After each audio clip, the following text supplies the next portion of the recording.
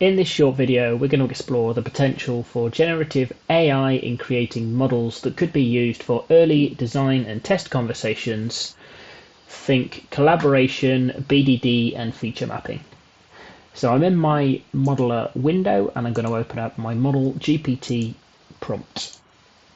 So I'm in my prompt, I'm going to type in my prompt, create a state diagram Terminator 2.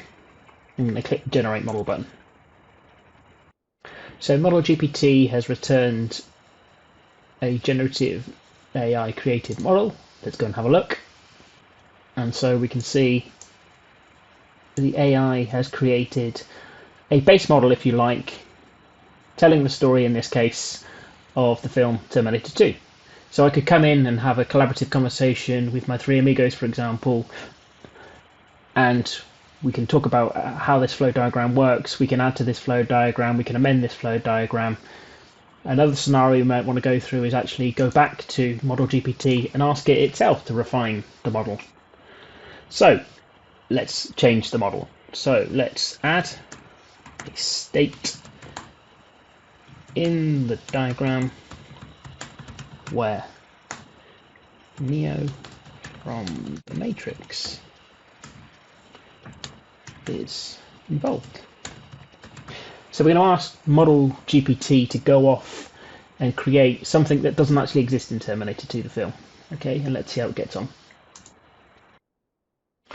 So Model GPT has now provided us our second model. This time we've asked to include Neo into the film Terminator 2. So let's go and see what model it's created for us. So we have our existing model still. If we just change the layout to make it a little more readable.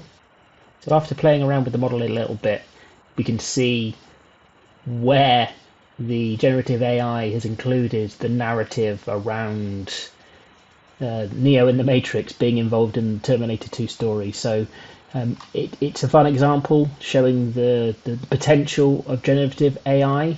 If you imagine the context of an organization and a system, a collaborative conversation between development teams, product owners, testers, being able to visualize and talk through models that are potentially created by generative AI